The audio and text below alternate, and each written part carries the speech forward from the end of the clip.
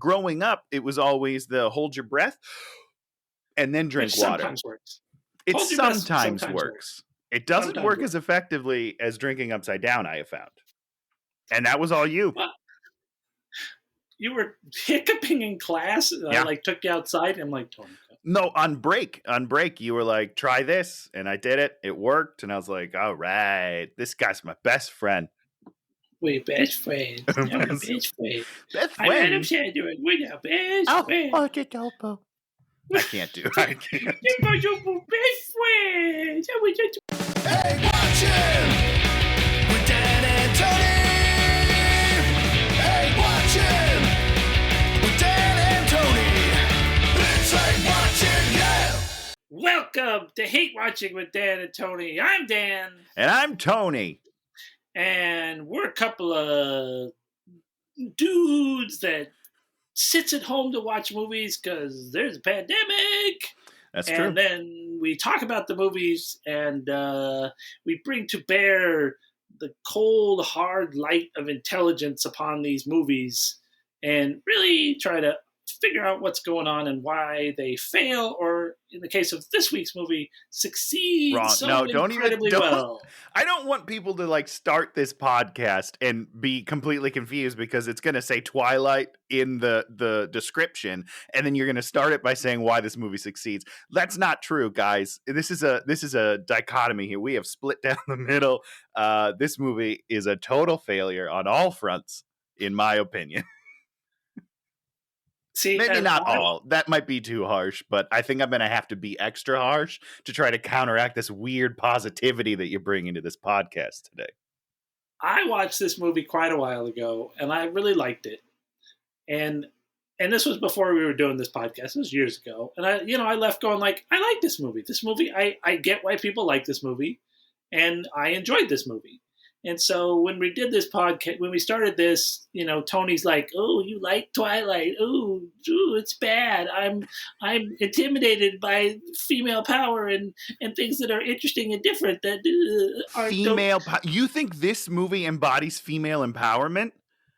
By the way that she's essentially like told what to do at every stop by Edward, and she's basically like bending to his whim. And this is an abusive relationship. Through and through. 100%. Yeah. Now, some of the other characters are great, but the main two are not great, and they're a total mess. Interesting. And we're going to probably get into 50 Shades, because 50 Shades is such a pale pastiche of what this movie really does. And what I think this movie is very successful at, 50 Shades doesn't do any of.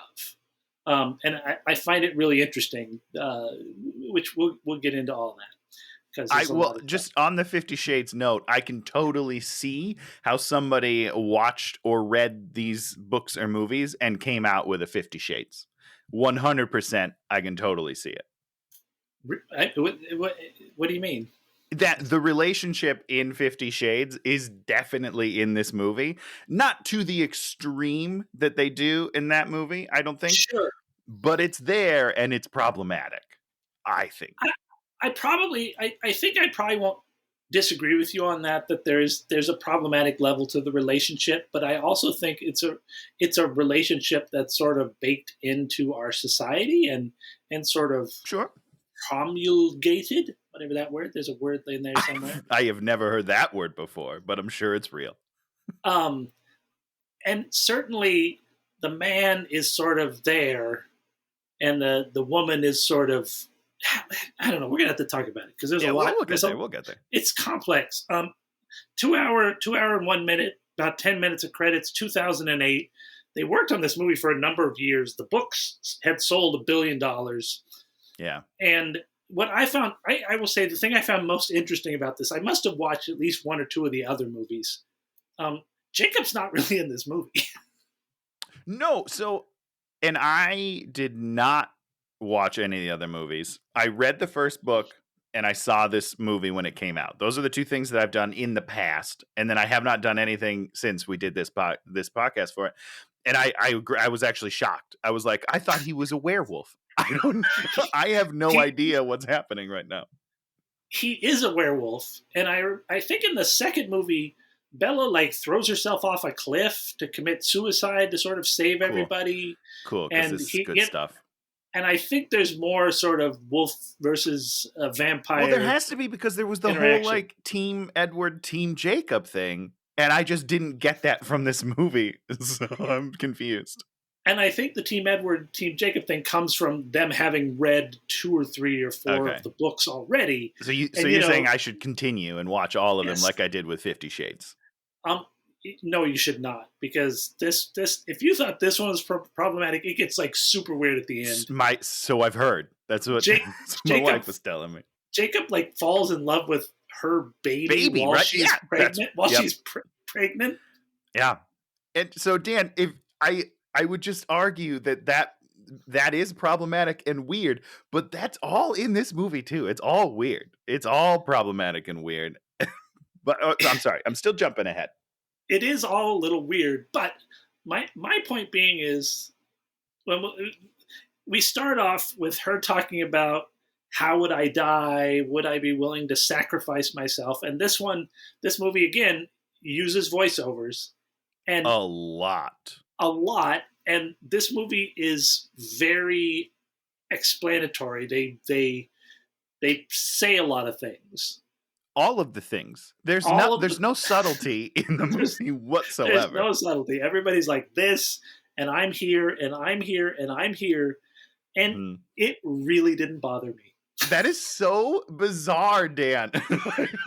It is. You hypocrite, because it is tiresome. Like, and how many, I would have liked to have count how many words she says in the movie as in real time as the character versus how many words she says in voiceover, because I assume it's way more in voiceover than it is in real time. She says a lot of stuff in real time too, though. That is very expository. But I take this movie, you're going to really be pissed off at this. I know I am. As almost a poetry and a diary entry. It really feels like I found this movie very poetic. No, Dan, I'll give you diary. I will allow but not poem. This writing is terrible. But she's a teenage girl, and I think it really, and I think that's why this movie and this, I think that's why these books sort of present this sort of relationship, which I think is very appealing for whatever reason to girls and women that are of a certain age and a certain feeling, where they want this very strong man who is powerful and just who wants them more than anything. He wants her so bad. He wants to kill her so bad, Dan. No. He says, and I quote, hold on, let me find this quote. I've never wanted human blood more. But that's the whole thing, is she is this central piece, and how this movie constructs it, I just find so interesting. And she's like this morsel. She is like Tony's chocolate chip. She is like this thing that everybody in this movie is just like hungering for. And that's a good thing? I feel like that's not a good thing. I don't know. Is it a good thing? Is it a healthy thing? But it is the world that this movie lives in. Because they don't. It's not like they get to know her and then they fall in love with her. They see her and she's not that attractive. They see her once. She's not that attractive. I mean, literally, the makeup they put on her is unattractive. It's very weird. The whole thing. It's weird. But Intentionally. nobody knows her at all, and they're all just like, I need you. It's not even like, hey, I want to get to know you. They need her. And that is, first of all, that's not healthy. That's not okay. And that shouldn't be how we present relationships to young people, boy or girl, or any other. Like, ugh. But the thing about it is they need her, but with subtle pushes, they move on to other people instantaneously and we do not go down that. I guess that's a thing I loved about this movie is it really subverts a lot of expectations. You're like, with all these people like wanting her, like, I want you, I want you, I want you.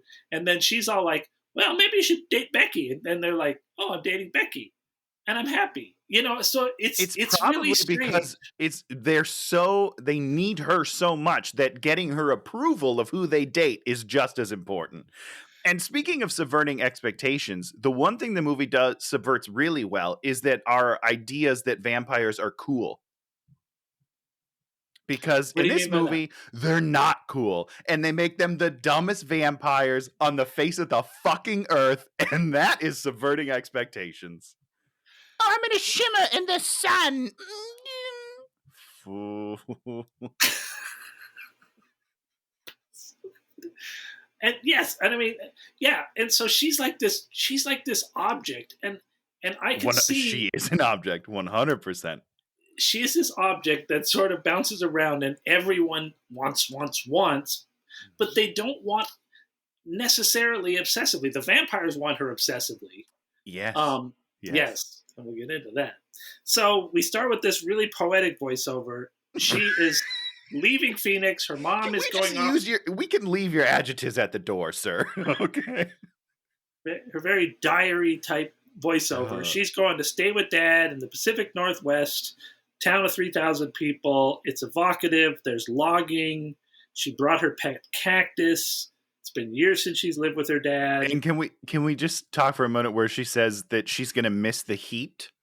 Yeah. But there's no way that she's ever set foot outside of her door because she is the palest person in the world. Which is remarked upon at one point. It is remarked, but that's why it upsets me. Because then why say she's going to miss the heat? If you know that she's so pale that there's no way she went outside, and you're going to let a character talk about it, why 5 minutes earlier were you like, I love the heat and Phoenix is so great? She's been in the basement her entire life. If she was locked in a closet for the first 12 years of her life, I wouldn't be surprised. Well, I mean, it's her poetic nature to say she's going to miss the heat. Stop. It's her poetic nature. So immediately, Dad gets her a truck. Oh, Jacob shows up with the truck, and man, that hair, it's kind of weird. You kind of don't buy it. It's kind of weird. I don't buy it at all, which makes me sad because it turns out after seeing this movie and Abduction, I think I kind of like him. I think I'm kind of into Taylor. I don't know. He's kind of goofy and fun. Yeah. And actually, it's kind of interesting. He's into her, but he plays it really cool. Yeah, because he's not a fucking nutter like Edward, who's insane. Red flags everywhere. We'll talk more about red flags, but they are every turn red flags. And this is just like a nice kid. So I'm hashtag Team Jacob all the way, at least in movie 1. I don't know what happens later. I'm sure it gets worse. And so her dad is like playing with Jacob's dad, who's in a wheelchair, in this really fun scene in the street, which I'm just like, it is, I don't know, it's just really endearing. And the dad character, I love him in this movie. And everything that happens to him is beautiful. I mean, it's just really nice. I have no complaints about that character. I think it was done really well, and I think he was great in the movie, and I like it. And it's, once again, a subverting of characters. His arc with her through the movie it's really, and I guess that's the thing with this movie, yes.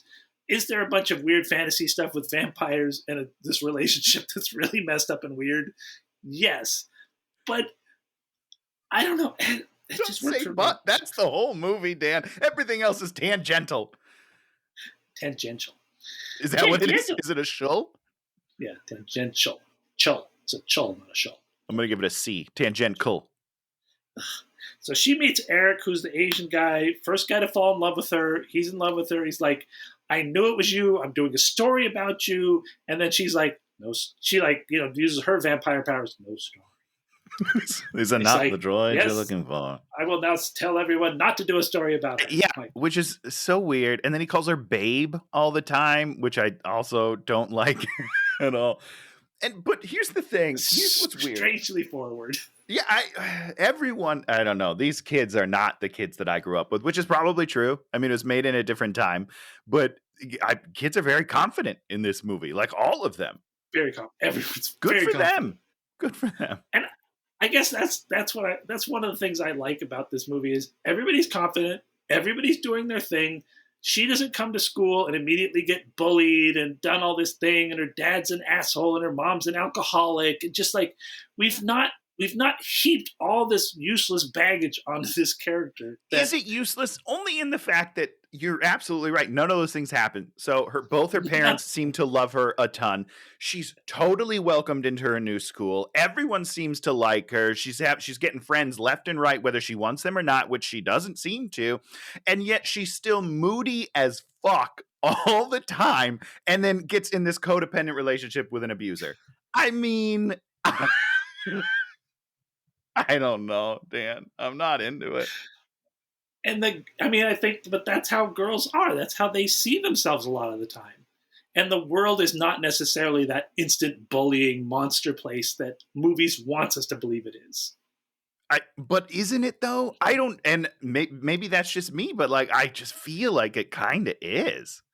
And maybe it's not. Maybe it's because you're supposed to think she's pretty in this movie, and maybe it's different for pretty people. I don't know.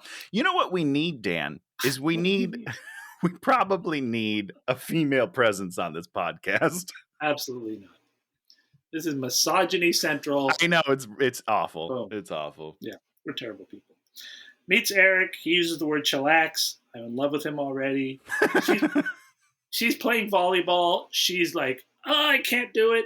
And who do we meet? Anna Kendrick. Oh man, she smokes in there. Yeah. Listen, if this movie was about Anna Kendrick, I'm all on board. And she's just great. And I mean, this must have been her first movie, really, right? I have no idea, but it's definitely early. If not first, it's early. She is so young. I mean, she's too young looking at sometimes. You're just like, oh. Yeah. But I like the character, but the character kind of disappears. Because it's not about her, obviously, but yeah, she floats in when she's necessary to sort of state a thing. And then, they shiny new toy, and then she meets like the one boy and meets sort of the whole crew that she's sort of affiliated with. Instantly.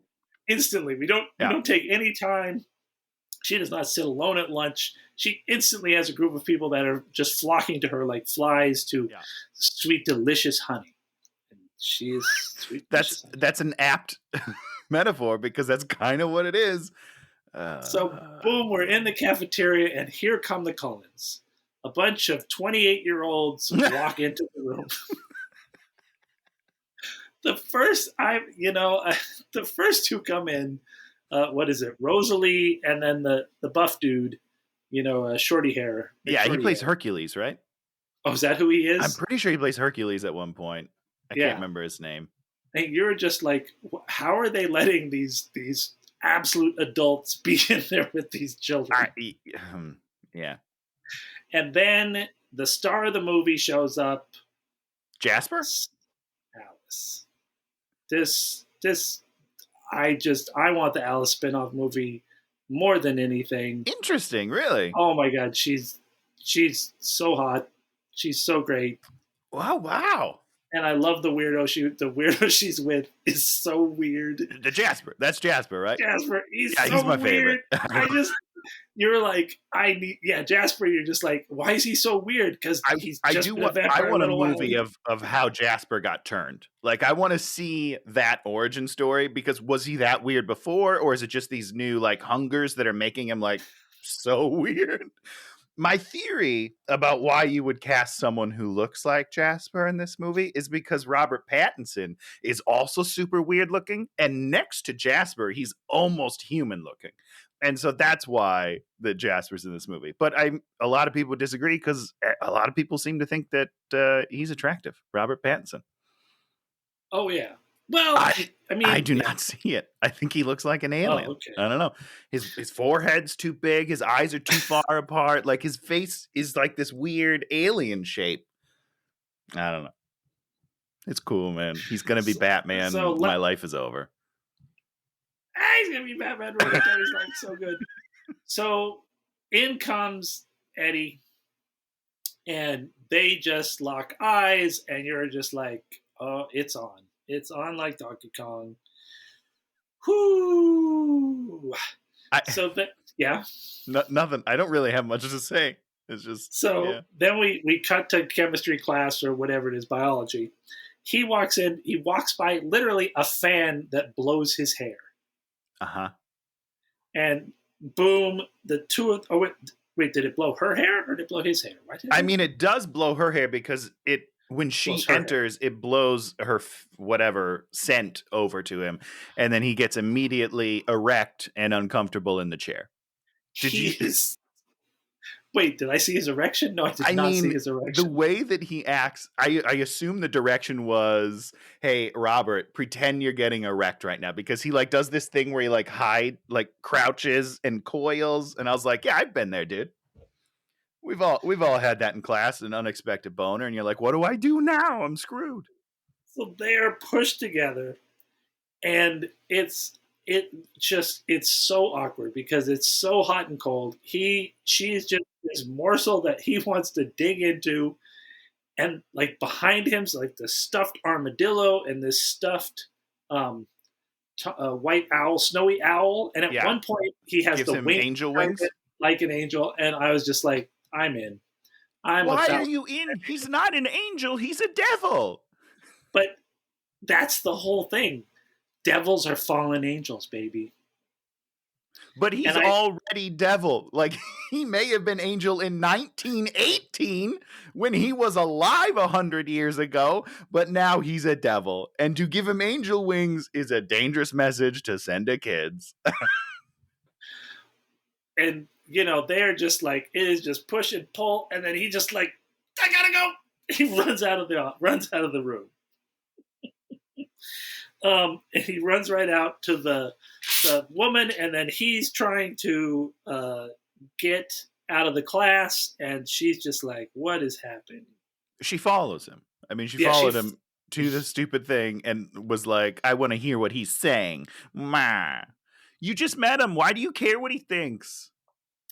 Oh, because they're in love. I understand that's the implication.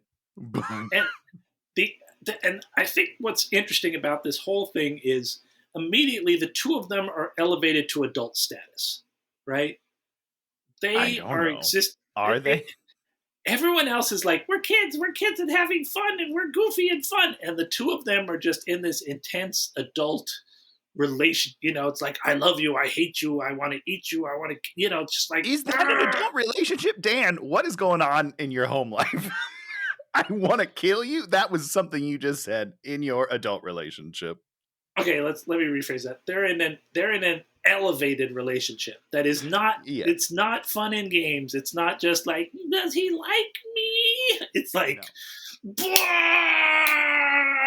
which is so interesting. I don't find that interesting. I find it scary and off-putting, and again problematic. And they're just so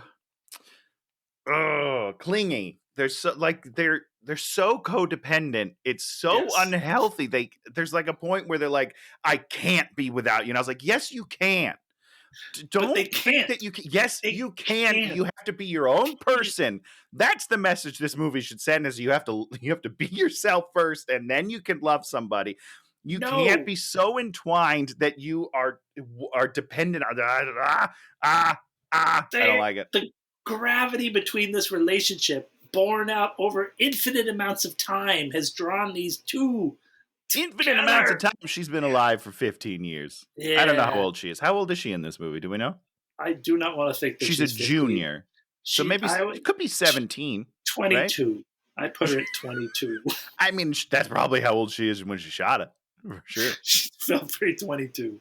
And I guess that's part of, Anna, it seems very young. She seems like she's 15. Well, because she's like a happy, bubbly, fun-loving person, as opposed to the leads of this movie who are dire and... Ugh. So there's a monster attack at the... Oh, so they start skipping school. So she does diary voiceover where she's like, where is he? Why is he hiding from me? What is happening? It's like we're in a relationship and we haven't even spoken. You're not in a relationship. You've said 3 words together and you just need to chill. You need to chill the F out. Now, Tony, did you ever have that kind of love in your youth? Where it's not love, Dan. Can we just get over that right now? That whatever they are feeling is not love. Well, Okay. whatever. When you're young, you conjure all this stuff in your head. Later you live life in this reality. But this is not that. This is Dan, the like hopeless romantic coming out right now. young romance where anything can happen. And anything does I happen. have to say no. I don't remember ever having this overwhelming sense of Tony, you did. You have of need and desire, not where love. it's life and death. You will Yeah, go and so you will dramatic. pick So through their dramatic, trash guys. to find out anything about them. Nope. See, creepy. That's creepy. If that's those are red flags, guys. Flag, step away. Maybe even leave the No. school. Move back to Phoenix by yourself, girl, because something's wrong here. Something's broken. You got to get out. So he skips school. She's like, "What is up with that?" Because it's daylight outside. She's like, "Oh, it's daylight." And they go hiking. Is this the part? Yeah, this is the part where they're like, "Oh, whenever it's sunny, the Cullens disappear," and no one thinks that's weird. Because they take them out Not of a school single 'cause it's person nice. questions this. It's a nice day. Go hiking. But what kind of a school allows that to happen? You only get. I mean, in my school, you're only allowed. You're only allowed a certain amount of skip days before you automatically have to retake a class because you're not learning enough. But you're telling me that every time it's sunny, I know that Seattle's known for rain, but it can't be 90% of the time is rain, can it? I don't know.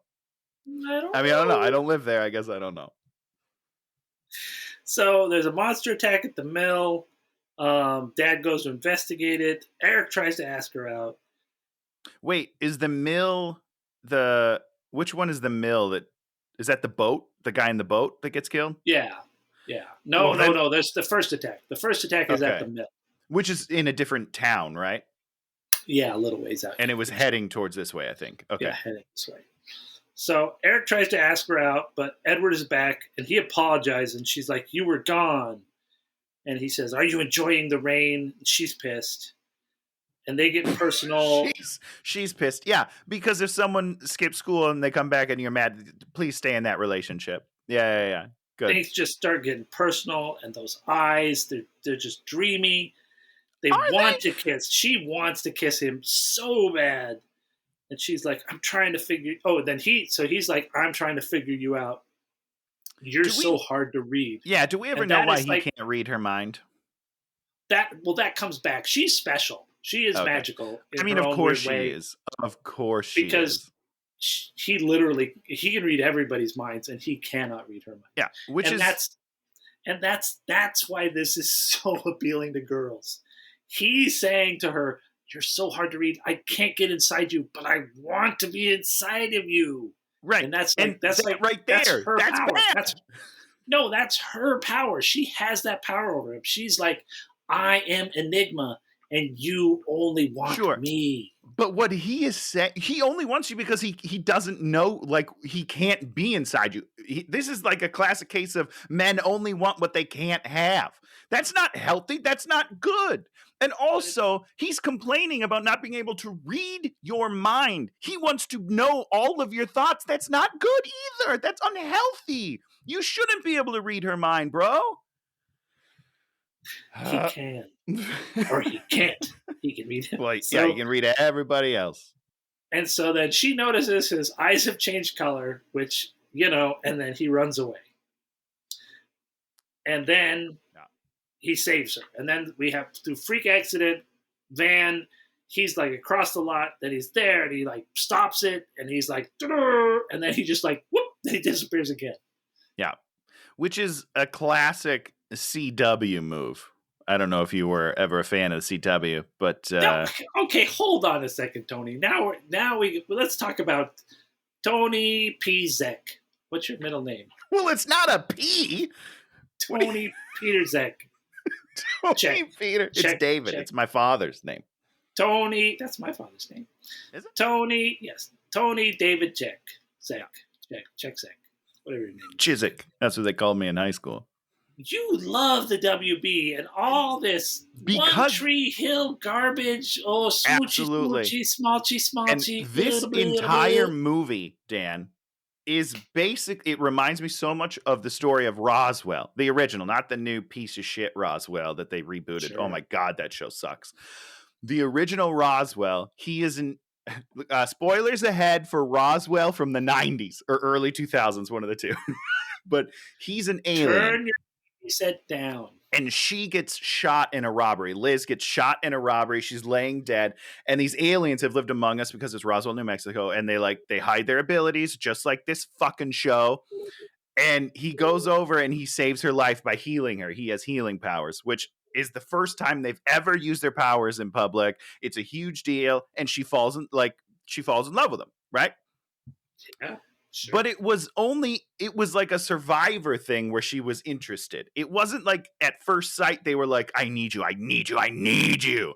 That's creepy. It's all like Roswell does this relationship so much better. And granted, it had 24 1-hour episodes to build this relationship. But this is just like a low rent Roswell with shiny vampires that suck. It all sucks. It's a bad CW, and that in itself should say something because the CW not exactly great, and I love it to death, but it's not like quality stuff. So why did we give a gajillion dollars to a movie that's just like low rent CW nonsense? It all confuses me, and that's also. I know I'm talking a lot. I apologize, but that's part of the reason I think I get so angry at this is because it's not as good as the CW, and everyone makes fun of the CW, but it just does this better. I don't understand. But nobody makes fun of this.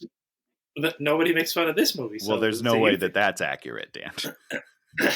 People make fun of it. So she's at the hospital. Cullen dad is there looking after her. And she's all like, how did you do that? How did you do that? How did you do that? And he's like, oh, I'm not going to tell you. You got to shut up about this. And then she says, I hope you enjoy disappointment. Or he says that. I hope you enjoy disappointment. He says that. He's not going to tell her. Yeah, anything. Very clever. Now Great she starts having dreams about him. And I think that goes on through the books. She has dreams. Sure. I buy that. So I wrote, sad dude, asked her out to prom. She's like, no, can't do it, sad dude. No, what she says is, I'm going out of town. She lies to him. She lies. She doesn't even have the guts to say, no, I'm waiting for someone else to ask me. Like, come on. And she sets it up. She sets it up for Mike to ask Anna Kendrick's character. Yeah. Which is great trip, because she does want that. Yeah. So on the field trip, we find out that Mike has asked Anna, and they're super happy. Bella, we shouldn't be friends. Okay, so he gives her he's going cold on her. We shouldn't be friends because she's too tasty. And this is where this is how I know that this relationship is dangerous and bad. It's very dangerous. Half the time, like half of it. No, it's not dangerous in a sexy way. He's not even a bad boy. That's so. He's not a bad boy. That's why it's so good because I have so many. No, because he loves her. The whole thing is like you're supposed to be in love with like the dangerous bad boy, but he's just dangerous because he's a murderer. He's not even like a cool dangerous. He's not like he's not James Dean riding a motorcycle. What, Dan? Murderer? How's he a murderer? He has killed so many people, and I know it. No, that's what he's a vegetarian.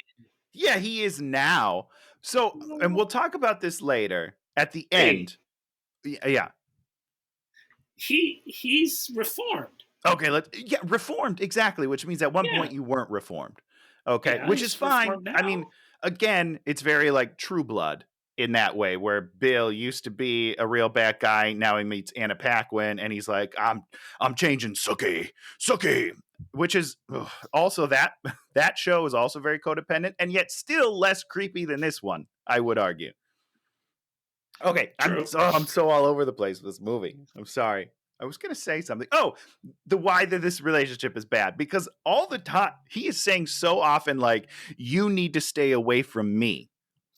But he is incapable of staying away from her. And that's where it's problematic. If he was like, hey, stay away from me, and then stayed away, and she followed him, then, like, I get that a little bit more. But he's like, stay away from me. Stay away from me. But he's getting closer to her. He's like, stay away from me, but don't leave me. Stay away. Don't leave me. It's so fucked up. She loves him. Yeah, because she's messed up in the head. She loves him so much. If Yeah, he's never but even that's really trying fate, to man. push her away. And it's a problem. It's a problem. So they're going to the beach. We get the great line, "Your mood swings are giving me whiplash," which she says to I him because giggled. he's like Yeah. he hot and colds her so hard, and then he's like, "What if I'm the bad guy?" Yeah. I wish that you were a cool bad guy, but you're not. You're a lame bad guy. But he can't go to the beach because that's where the vampire off limit zone. Because You know who's a cool bad guy, Dan? Like a sexy bad boy. We want to redeem him. Yeah. Is Eric from True Blood, which I think is the second time I brought Eric from True Blood up, which is why he's way better than Bill in that show, because Bill is also a dud. Bill's a pain in the ass. Yeah, you need that sexy bad guy who's going to tear someone apart for you, but then also tenderly caress you. And I just don't get that from Edward Cullen. He's not a bad boy. He's not a bad boy at all. That's the whole. That's kind of the whole point of the movie. Which is why it's lame. Like, why does she even like him then? He sucks. Tony, bad boys are garbage. You know what bad boys are? You're like, I want you. Then bad boys like, you can't have me. Okay, I'm gonna do unto you, and then I'm gonna treat you like garbage. He never treats her like garbage. No, you're supposed to reform them, Dan. That's the dream. You never can reform the bad boy. Do you really think Eric the Vampire is gonna get reformed and be like a good little boy? No, but you didn't. You also don't want him to. Because then it's not him anymore. He's always got to have the edge. Boy. Very sexy. You don't want a bad boy. You can't grow old with a bad boy. I want a bad boy. You know who else I love? Dean from Supernatural. That's my other, like, ooh, yeah, he's sexy, and he's never going to settle down. But he wants to, but he's never gonna. But he wants to. Oh, great stuff. This movie sucks. Let's go watch something else. So we're at the beach. Here comes Jacob. Jacob's like, oh, Cullens can't come here. Legend of our tribes, the wolves. Cullens are the enemy tribe. Blah, blah, blah, blah, blah, blah. Fine, we get it. Yeah, I mean, yeah, it's fine. You got to give the exposition somehow. Now we have the boat attack, and we meet the other sort of sexy vampires. We meet who's Chasey Boy, Starford Boy, James. I mean, Cam Gigandet in real life. I don't remember what their names are. James is one of them. James, and her name is Marjorie or Victoria, and then the fancy guy. He's like Jim or something. Yeah, he's like very proper. I like him. Yeah. He's a cool. I'm on board with him. Another wonderful subverting. We'll get to him later. And I will say that I like the villains more than I like the heroes of this story. Okay. First of all, they show up on that boat, and I was like, damn, that whole team is sexy as fuck. Like they're all sexy. Very attractive. What happened to the Cullens? They're all weird looking. Wrapped up ski snow bunnies. They're all ready to go ski. Very disappointing to me. But we need to talk for 1 second about this guy who gets killed on the boat. That weird guy? Yeah. Yes, weird guy indeed, because he is also super problematic. And maybe this is just me, but I definitely caught it, and I thought it was super weird. When she first re-meets him in the diner with her dad, Bella. He's hitting on her or something. Yes! He's like, oh, you remember me? I played Santa Claus. And her dad's like, she was 4 years old. And he's like, yeah, well, I bet I made an impression. What? How is that a line in a movie?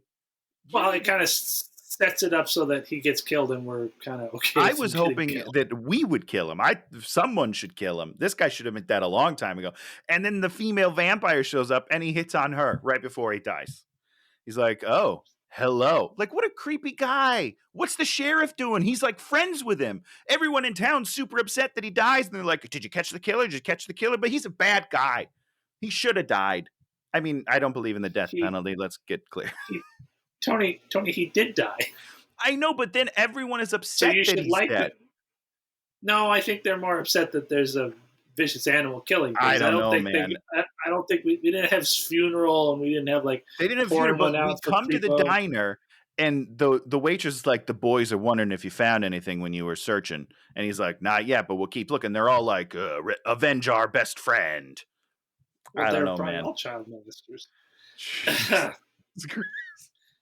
So she does her computer research.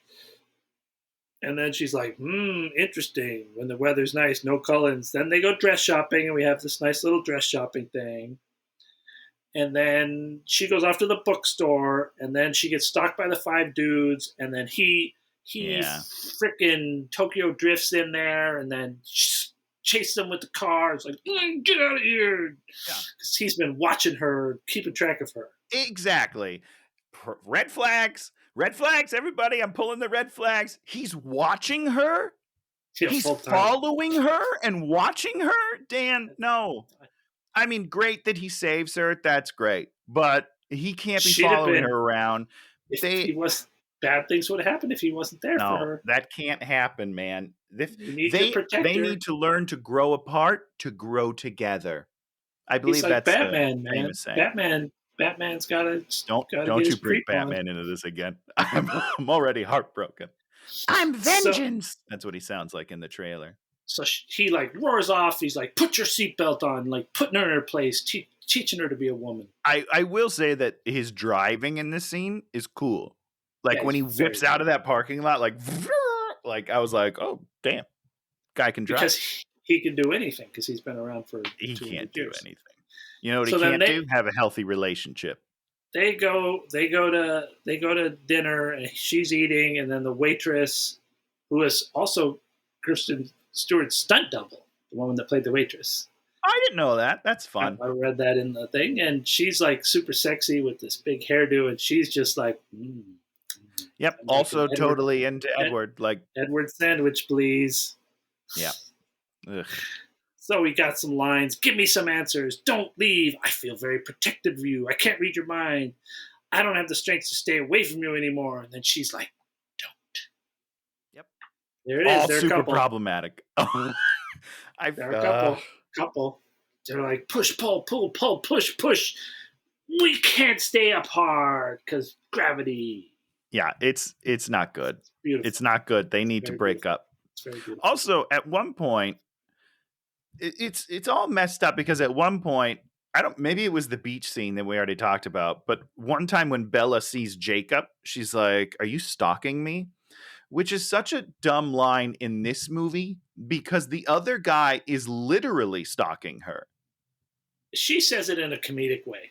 I know, I understand that, but I don't like it because you shouldn't be pointing out the stalker version of when this movie is literally about stalking. It's like 100% about him stalking her. And this whole movie's about hunting and stalking human beings. Yep. There was another part where there was like sort of a jokey line like that, where they're sort of walking, and maybe it was in the house. And yeah, it is. It's when she goes to the house. I don't know if I wrote it down. And it's just really nice because she kind of delivers a jokey line, but does it in like such a serious way, as opposed to being like, well, wah, wah. Because she's not funny, Dan. Yeah, I kind of like that in this movie. Let's see, where were we at? Oh, they drive home. Your hand is so cold. The monster's getting closer to town. She loves her dad. Her dad gives her mace. And then she sees the body of the thing coming out, and she starts having visions. So she's magic. Yeah. Oh, sorry, Dan. We missed one more thing about this beach scene I have to talk about. I'm not following my notes right now because I'm just so... You're in it.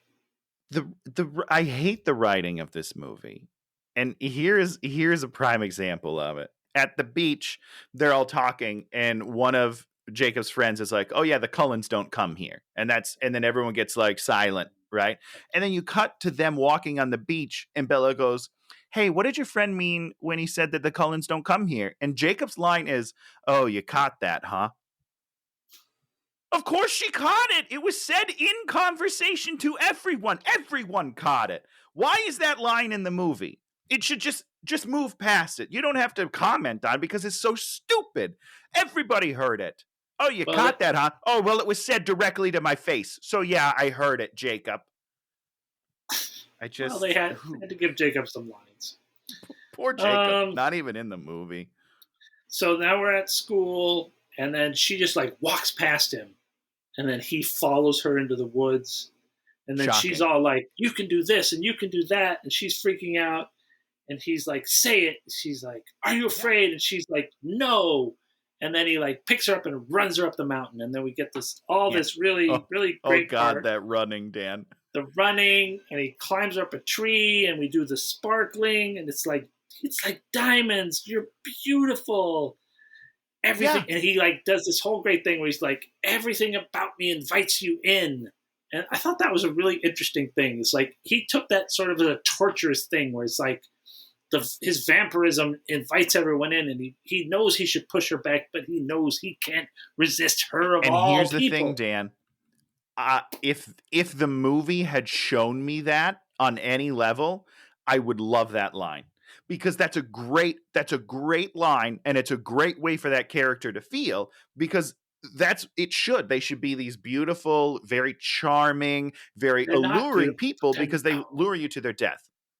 What? But they're not charming and alluring. They're like, it's animal. It's stalking from the bushes. It's like, but that's not this movie. I agree. I'm agreeing with you that vampires should be that way. I'm saying in this movie, the way that they take it is like they draw you in and then kill you, as opposed to prey hunting. And he's not charming. When he says that, like, everything about me brings you in, it doesn't. Nothing about you. You're shut down. You're cold. You're not fun. Like, there's nothing charming about you at all in the whole movie. I don't know why she's attracted to you. I don't get it. I never wanted a human blood so much. I trust you. Don't tell me what you're thinking. Yeah, don't. He just said he wants to kill you. Get out. So the lion fell in love with the lamb. Yeah. Again, woof. And then they're laying in the forest. Red flags. All red flags, Dan. And it's beautiful. It's poetic. We just see them laying there. None of the reality of the dirtiness of life. It's just this pure attraction. Except for the movie's ugly. And I'm going to circle back. I'm saving all of my filmmaking complaints till we get through the story. The movie's ugly? Oh, this movie is so ugly. And I feel bad, but directed by someone who doesn't know how to direct a film.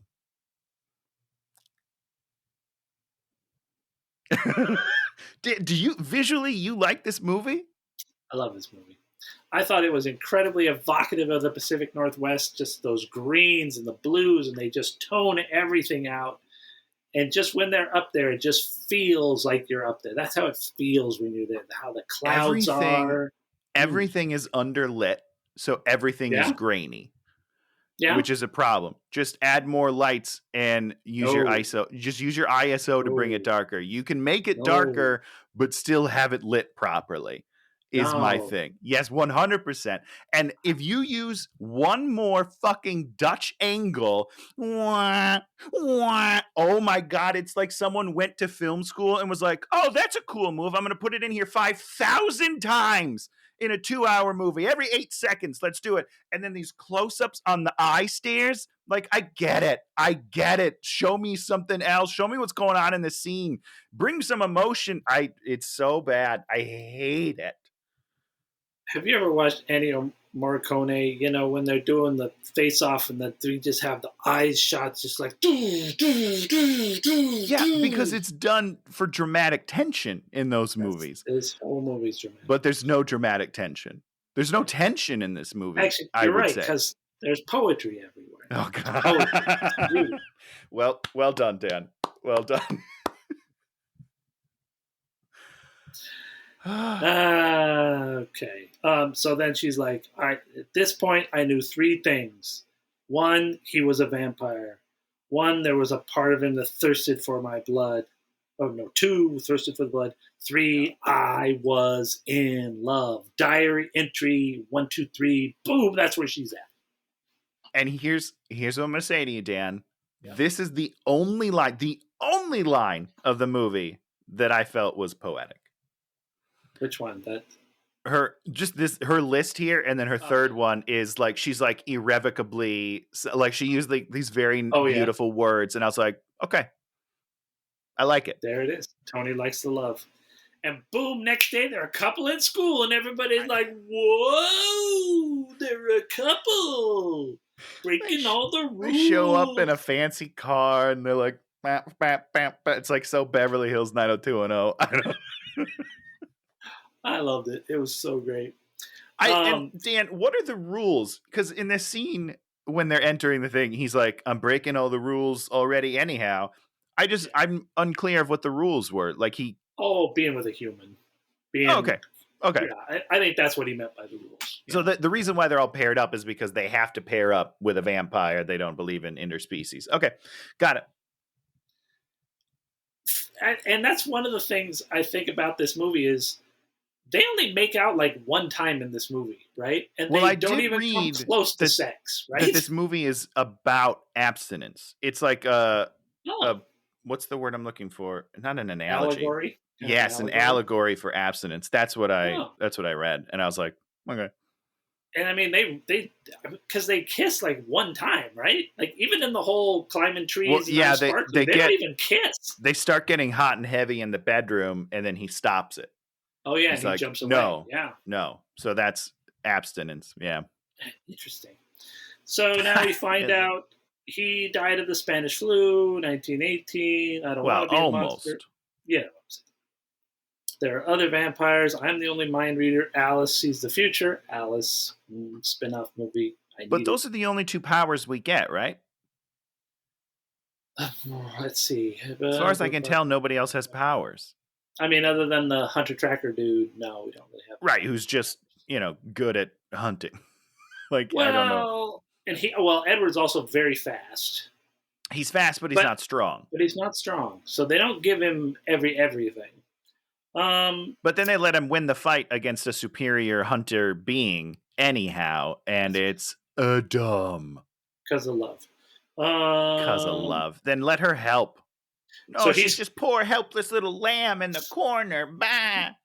So they're gonna meet the family. What if they don't like me? And then I wrote Jacob shows up. Why did Jacob show up? Did he show up? He shows up after. Maybe it was the Mariner. Maybe when it's the Mariners game, when they're coming for the Mariners game and they're watching the flat screen TV. It didn't really matter. I don't know. So I liked the scene where she meets the family. The whole scene, she meets the family. I mean, it is a little suspect that they live in the world's glassest house if they sparkle in daylight. I mean, I agree, but that house is beautiful. Unbelievable.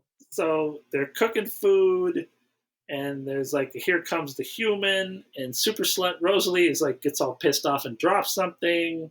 Yeah. Well, she breaks she's holding a bowl and just like breaks it. I was like, uh-oh. She's pissed off. Get out. She's not like humans.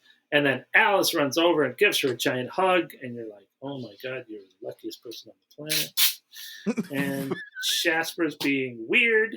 Oh, Jasper. Then we have this big piece of art in the hallway or in the stairway. That's all of his graduation stuff from him graduating 100 times. Which I really like. I mean, it was too many things, but I thought it was really evocative of an evocative way to show the history of a vampire, how they've been around for so long. Sure, but so my thing is, why just stop going to school? Yeah, I know it is a bit absurd. Why are you're? It's not like you're 12 and like no one would believe that you're not in school. You look like you could easily be college.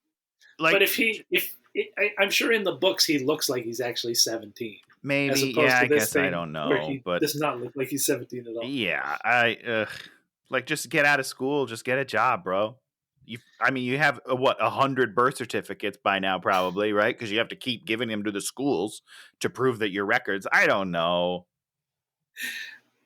Like any vampire thing, the logistics are a freaking mess, and how many vampires, and I kind of like that about this is we didn't really have to spend a lot of time of the lore and how vampires really work in our culture. I'm sorry, Dan. We didn't have to.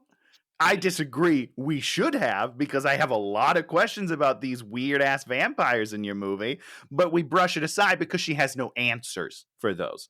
She is not concerned with the actual vampirism in the movie. She's just like, I just need some sort of shiny, magical creature that she can have not sex with. So okay, so then he doesn't have a bed. He just has like this really nice place to sit, which actually Cool it's just books everywhere, music everywhere. We have this Debussy thing, and that was another thing why I sort of say they're adults is they connect on things that all the other kids wouldn't connect on. They connect on music, That's and true. books, and they were both very adept at science. I mean, these are very matched people. And then they're back to, he's climbing trees with her on her back. This isn't real. He's down there playing Debussy. I didn't like the piano scene. I thought that was a little much. That was a little much. It's weird where you draw your lines, Dan. It was a little much, mainly because of the lighting in that scene. If the lighting hadn't been so weird, I probably would have liked that scene more. Well, that's because it's directed by someone who doesn't know how to direct a movie. So, you're going to get those things. Okay, so they're out hunting for the evil vampires. They find a human footprint going away from town. She has lunch with Dad. Tell me everything. So, real quickly, I know that they don't spend a lot of time on this, so we don't have to either, but I am a little confused on how they found one footprint and they were like, oh, the bad people are heading away from town. We're all good, everybody. We're in the clear. What? Sometimes you don't want to spend too much time on the mystery, so you just quick scene. There we go. And that solves it. We found one footprint, possibly aiming in that direction. So they're definitely running. Boom, they're definitely running. Leaving town. Good. Oh, problem solved. I love when problems solved. Problem solved. Okay, now we have we're in the room together. He appears through the window. He creeps on her. I like watching you sleep, which has to be your favorite line of the movie. No, my favorite line is when she's like, do you do this often? He's like, just the past couple of months. Excuse me? You're there at least a couple times a week for the past couple of months without her knowing? No. She does not feel violated at all. Nope. And that's what's so interesting about this movie is it's a book written by a woman, basically for women, directed by a woman, starring a woman and the fan base is women. And it's pretty, like if I had written this, people would be like, you guys should go to jail. You're in trouble. 100%. Yes, because it is scary and deranged.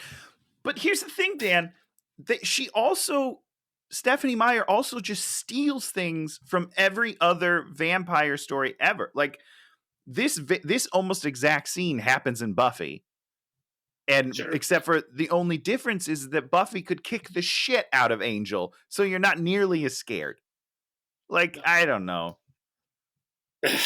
Okay, so they start kissing. They're kissing, and then he shoots across the room, and I was like, "What just happened?" Because he couldn't stop himself, so he throws himself across the room. Yeah, because sex. So he was gonna lose control. Okay, so then she tells her dad that she's dating the call-in, and then be nice. He comes in and meets the dad, and it's really nice. The dad's not pissed off about it. Everything's cool, and they're going to go play baseball. Speaking of subverting, when she comes and talks to him, he's literally cleaning his gun, and I was like, oh God, one of these scenes. And then he just puts the gun down and meets the kid nice, and I was like, all right, that's funny. I liked it. I did like that moment. And that's what's really good about this movie is, the creepy relationship aside, a lot of the other things that they do are really interesting. If you just put 85% of this movie aside, there's a kernel of some fun stuff. Yeah. And here we get to the best part of the whole movie, baseball scene. I'm going to let you talk about it first because I think we feel differently. So they only do baseball when it's thundering because they're hitting the ball so hard.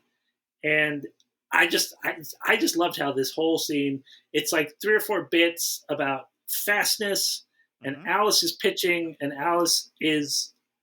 I could just have that as a GIF on my computer and watch it forever. When she kicks that leg up, I'm just like, what is happening? This is the greatest movie ever. Greatest movie ever. I love this so much. I don't know why. It's just like, I don't know. It just was like amazing. And, she like talks about her weird guy, my monkey man, because he runs up a tree at one point. And it's just this really fun baseball scene. And it's like, it's rockin' music. Tony loves the rockin' music. Vampires playing baseball, running, jumping, running into each other. It's just wonderful. And then the bad vampires come out of the mist. Stop. Wait. You've gone too far now. My turn, real quickly. Okay. Everything you said, totally fine. I agree. They're just they're messing around, having a good time. I'm fine with all that. Rewind for 2 seconds when Edward is like, hey, we're going to go play baseball. And the dad's like, oh, Bella's going to play baseball? Good luck with that, because she's a girl. No, Also, she's a klutz. I know. She fell down. She couldn't play baseball. She can't dance. But guess what, Dan? We set up this whole time. When they show up, guess who's not playing baseball at all? Bella. So don't set up this scene about how it's like a big deal that she's going to go play baseball if you're not going to let her play baseball. They get there and she's like, well, I can't believe you're going to let me play baseball. Like, oh, no, sweet child. We're not letting you play baseball because clearly that's a bad idea. Go stand in the corner and you can umpire. Fuck you. So dumb. Then just don't give me this scene about how it's a big deal she's going to play baseball. Just be like, we're going to go to a field. And then Edward can be like, okay, now let me show off and show you all my powers. That's which I'm fine with that, but just don't give me the scene that it's a big deal she's going to play baseball. If immediately you're like, no, you're not going to play baseball. Did you really expect her to play baseball with the vampires? 100%. And it would have been like this weird, funny, cute scene where they're like, Rosalie's going to be pissed because she's like, stop letting her do stuff. There are no funny, cute scenes in this movie. Cute scenes. I'm aware of that. I'm aware that we don't want to have any fun in this movie. But also, let's just talk about Jasper is the only person on that field with like legit athletic ability. Like he's like when he's doing those bat tricks, I was like, oh shit, this dude's got some skills. Wait, what about when Alice kicks up her leg? Oh no, that's great. What about this? But I just mean like that guy clearly has been around. He's been around a baseball bat a time or two. Is all I'm saying. It was a nice little bit. So the bad guys show up, and they're like, "Oh, hide Bella," and then the bad guys, he's like, "Ooh, give us the human," and they're like, "No!" Yeah, because she's the chosen one, So everybody wants a piece of that. Ooh, there's still a lot to go. And like it was, again, it's weird though because the leader of the bad guys, like the gentleman, I don't remember his name. What did you say it might have been? Jim or Bill or maybe Jimmy. Joe, Jimmy Bill? Jim Bill? Oh, it's a 4-letter name that's a 3-letter name. I don't know. Anyhow, like he's all cordial and he's like, "Hey, let's play baseball." And they're like, "Hey, sorry, we didn't know there was another clan here. I don't remember what they call them. Another vampire group here. We'll bounce out. We'll find our own place." I was like, "That's awesome. That's cool that they have like these almost unspoken rules. That's like, everyone can have their own territory."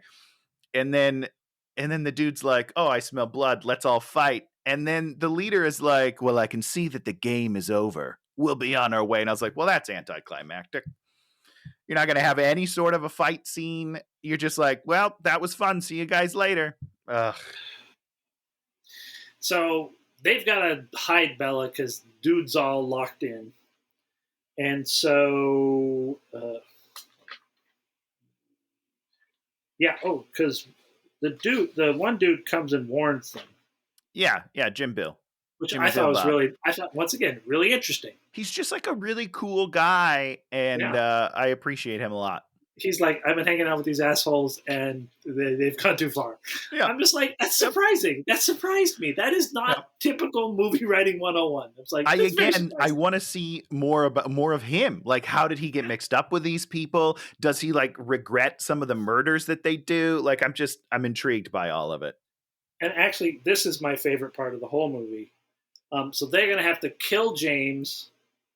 You can't go home, but she's like, my dad. So she goes home and has to tell her dad she's leaving, and then she has to like hurt him, Mm-hmm. and it's really vicious, and it's like great. It really shows that sometimes she really cares about this. These characters care about each other, and she, for his safety and for her safety, she has to like say the worst things in the world to him. And you're like, whoa, this is what movie making is about, in my opinion.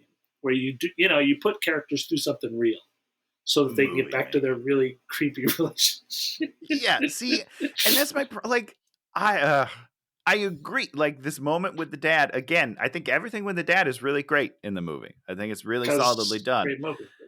And when she brings up the mom, I was like, oh God, ow, that's so. But then she's like, okay, I'm gonna just go with this guy who's clearly gonna probably murder me at some point. No big deal. No, she just said she's going back home. She's not going. No, I mean the character. That's what the character is doing, not what she says she's doing.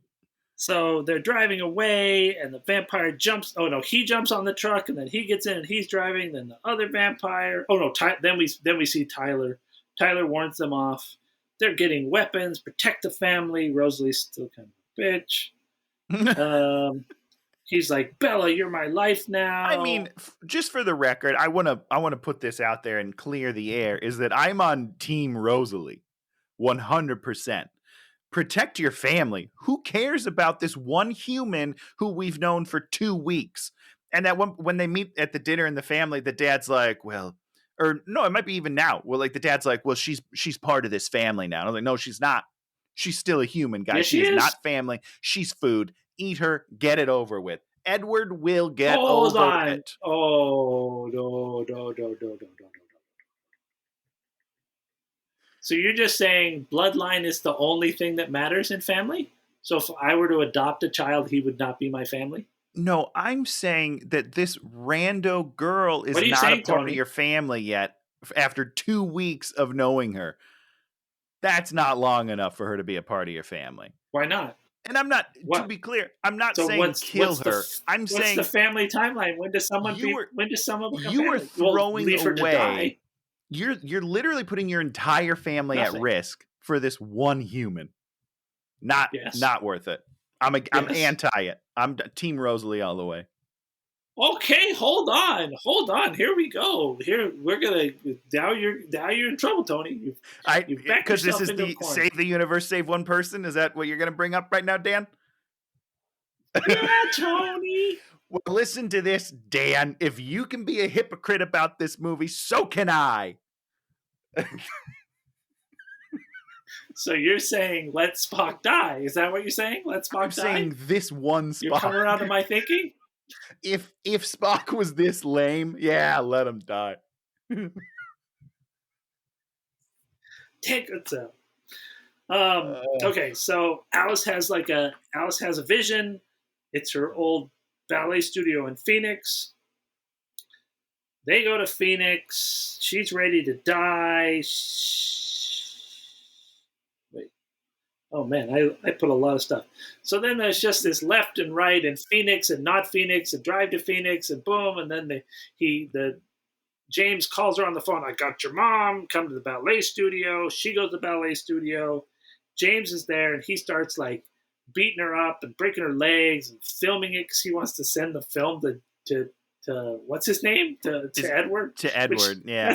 That part seemed kind of a little excessive. It's suddenly weirdly personal. It's no longer about the hunt, which is what you told me it was about for the last 25 minutes. Now it's about like he's against Edward. I don't know.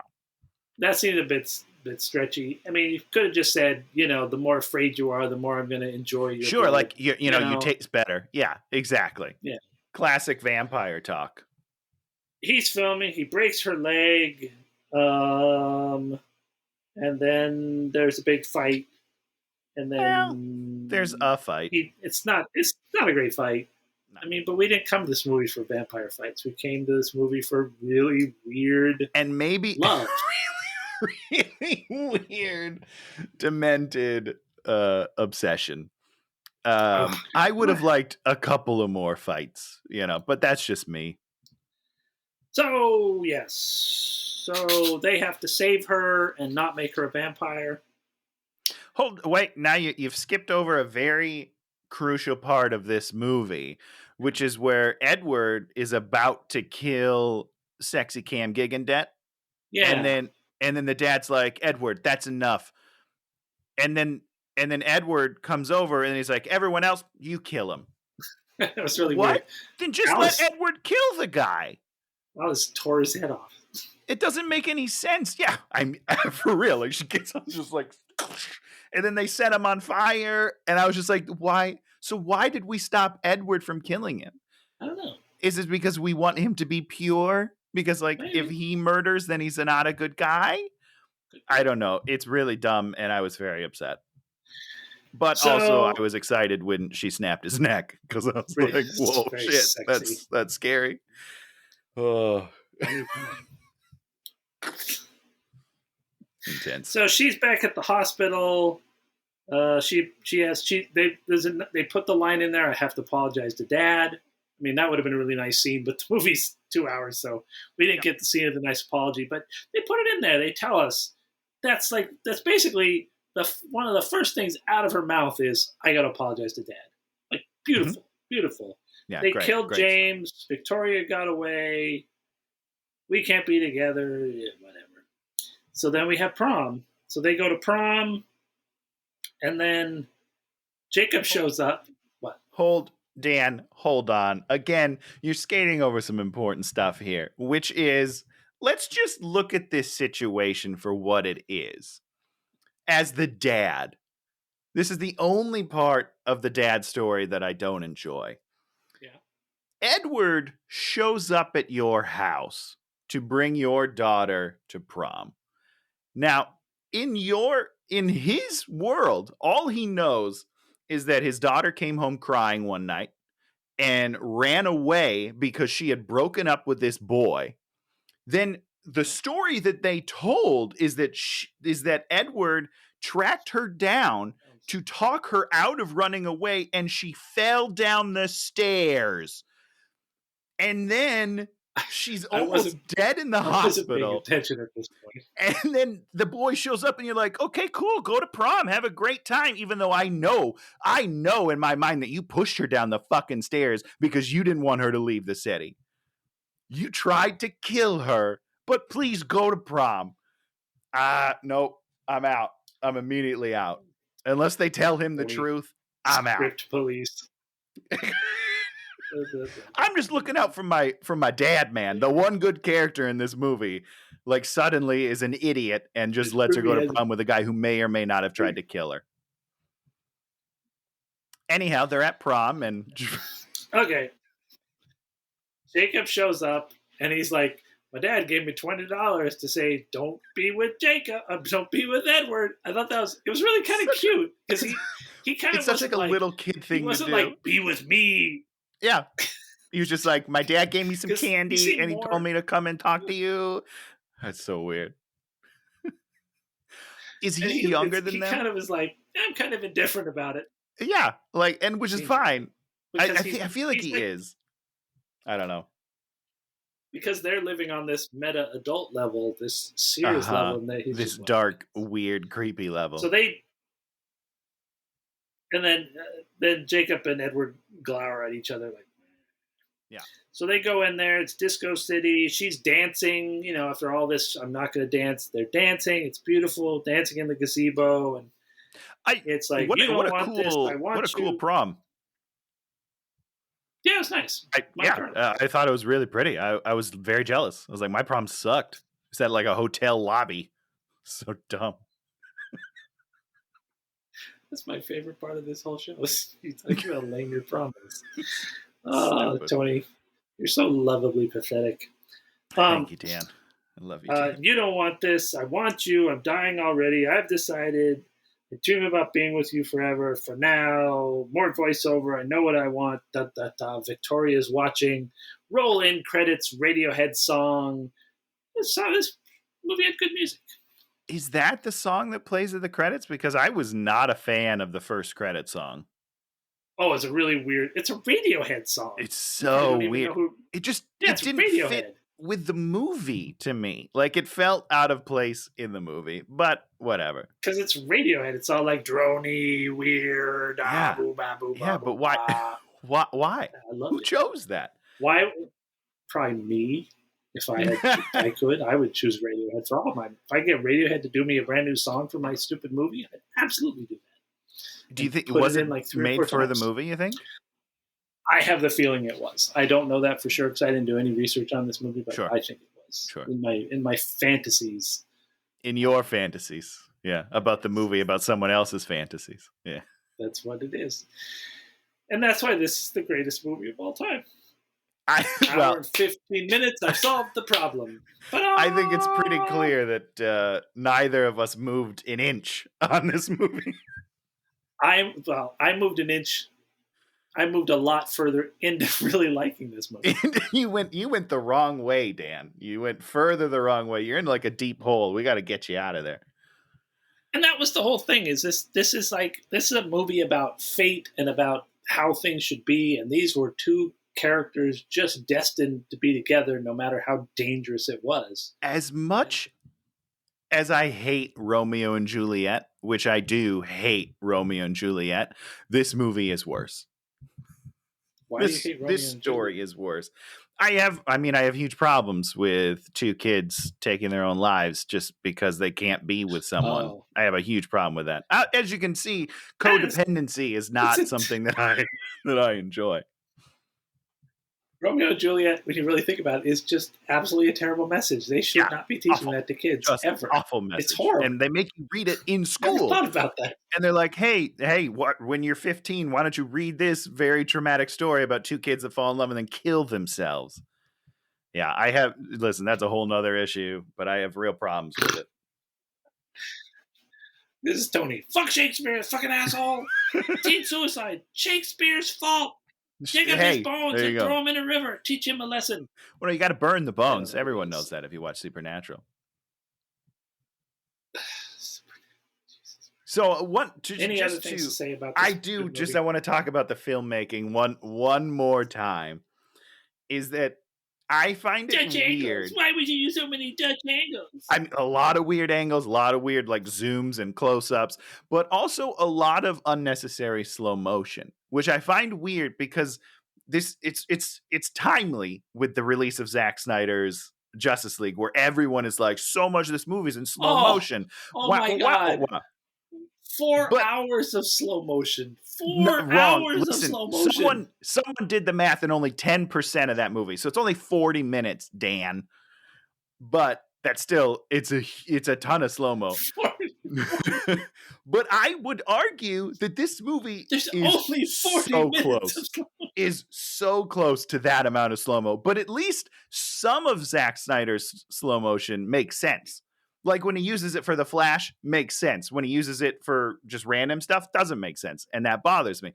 But nothing in this movie should be slow motion. Nothing in this movie should be slow motion. There are no battles. Knock out the post with the hammers. Or the sesame seed that falls to the ground in the truck, which should be. But this is not a podcast about that? It's literally the guy's eating a burger and a sesame seed falls and they do it in slow motion. It's a terrible, stupid thing that should not happen. But this movie uses slow motion supposed to be a joke? For no reason. There's no fight scenes. Nothing's happening fast. It's just for dramatic use. And I'm just out all in all on the direction of this film. Top to bottom, I'm anti this direction. I thought it was beautifully shot. I thought gorgeous trees, gorgeous vistas that we got to see. I agree. Running up trees, running up hills, beautiful when they're houses, outside gorgeous and they're showing the landscape, it's great. but everything else is terrible. But here's what I will say, and I don't think I say this enough on Say this something, Tony. podcast. I don't say this enough, that if you like these movies, and not you, Dan, I'm talking at the bigger you. If you like the movies that I don't like, that's cool. That's what art is. Art is subjective. Like, you can like bad movies, Completely subjective. and you can pretend that they're great. You can say that they're great movies, and I may not like them. That doesn't mean that they're good or bad movies. We all feel differently about them, and if you like it, I applaud you. I think that's great. It's just not for me, and I'm going to make fun of it because I'm on the internet, and that's my right. And I'm going to praise this movie because there's just a lot of things that I really liked about it that subverted a lot of things, and it didn't feel like the same old tropes you see in movies where you're just like, oh, here comes this beat, here comes that beat, please kill me now. And I think that by looking at a movie like this, that the creepy ass relationship in 50 Shades was like so problematic. You were just like, oh my god, no one should watch this movie because. But I think this movie sets it up and plays it in a different way that it's not as problematic as like a Romeo and Juliet. It's terrible now. Oh God, Romeo and Juliet. So now we're going to talk about something we like this week. I'm going first because I get to pick the movie this week, and I'm going to just talk about this fun show called The Great Pottery Throwdown. They just put it on Netflix. It's a British show, reality show where the people do ceramic pottery stuff. That sounds like a treat. I'll be honest. I think it might be from the same production company that does the Great British Baking Show. Okay. It's just really nice. There's a lot of history that they weave in there, and they always pick really interesting people for these shows in England, as opposed to the U.S., where it's just like the shit show of like monstrous, good-looking people. I would argue that just in general, us in America are not as good of people. So the crop is harder to find the gems. I still think with Survivor, they still find interesting people. Okay. That aren't all absolutely I don't watch beautiful. Survivor. Yeah, Survivor. It scares me. They've always done a really good job of casting, and a lot of reality TV casting is just like odious people. I mean, I don't watch The Bachelor and all those things, and those people all seem incredibly uninteresting. Sure. Yeah. As opposed to these British shows where, like, just a bunch of interesting characters and a bunch of interesting people, and it's just fun. And I enjoy watching reality TV like that, where something is being created. It's neat. Sure. Absolutely. To watch how people handle a task. And, what do you got for us, Tony? Well, I am also in the reality TV vein this week. What? Sorta. I would say we discovered, but that's a lie. My mom told us about this show. It's on Discovery Plus, which we signed up for this week specifically for this show. And the show's called Going RV. And it's basically house hunters for RVs. And it's awesome. It's so fun. We've watched like 20 episodes this week. It's a real treat. It's awesome just to see people looking through RVs and, making the move. It's great. I love it. We used to watch those House Hunter ones. You don't know why you like them, but you just sit there and you watch them because they're just like, I don't know, it's kind of interesting. Discovery Plus has channels, which a lot of these streaming services don't. And there's like a channel that's just House Hunters 24/7. It's just streaming different episodes all the time. And it's like, so anytime you're bored, you're like, what should we watch? I don't know. Let's just throw on House Hunters and do something. It's great. It's really great. My wife does that with King of the Hill now. So it's just like, at a certain point, she just puts King of the Hill on. It's just like, all these King of the Hill episodes. But it never stops. Just boom, boom, boom, boom, boom, boom. Like, okay. Yeah, it could be worse. A lot of worse choices out there. So next week we're gonna go where mankind has never gone before, because this movie has been sitting on a shelf. Okay, I'm intrigued. You're not it. Well, you already know what I'm picking, but you've already forgotten that you know what I'm picking. Shit, that sounds like Spider-Man and Star Wars lady Chaos Walking, baby. Oh yeah, okay, good. I'm so glad. I did forget that was coming out. I am so ready for this movie, dude. It is going to be so bad, and it's just we're going to be like, it was just, I think that it's going to be like a 20-minute show. We're going to be like, it was just kind of boring and weird. I hope it's not boring. I hope it is. I mean, it's going to be weird, but I hope that they do some really stupid things and really upset me. I hope it's actually bad and not just sort of lame. Blah. That's what I'm hoping it's bad. I'm ready though. Yeah, I guess it came out in March in theaters. Yeah. And I think it just came out March 31st here in the US or something. Yeah, and something like that. It's making no money and it's getting no promotional push. And well, they here's just the good wanted news to disappear. is I'm going to buy it on Vudu as soon as we get done here. So that's one sale. Good job, guys. Cha-ching! Just went up. So that's what we're going to be doing next week. And I'm excited. We're going to see how they can make little Spider-Man boy, whatever his name is, uncharismatic. I'm intrigued as to how you make him terrible. I love Tom Holland so much. He is just so. I mean, those Spider-Man movies. He just you.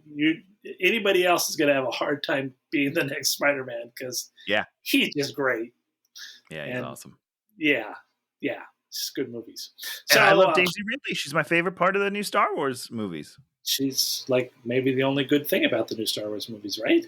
Wow, I mean, we could probably argue a bunch about that, but what's his name is great too, though. Kylo Ren. He's so funny. He's so great. So this has been Hate Watching with Dan and Tony. I'm Dan, and I'm Tony. And leave a like or comment or something derisive on there to make us feel bad about ourselves if you're so interested. Yeah, no, that fits with the rest of my life. Yeah, give us some thumbs downs if you want. You can even write just one message that says "fuck you," which happened on my other radio. Tony with his other thing, his Killer Quarantine, for some reason just brings up the ire in the horror fans. The horror fans want it to be horrible, and then he is goofy and fun, and they are not amused by it. Not into it. Yeah, they're not into it at all. That's all right. Bring it on. People hate us, and these better to maybe be that'll loved be the than new hated. Name of the podcast. Better to be hated than loved. That's what we're good at. Is it? Or is it to be better hated than forgotten? I feel like maybe that's more appropriate. Likely to be hated and forgotten is our watchword. So until next time, we'll see you in the movie theaters. Bye, everybody. Hey, watching!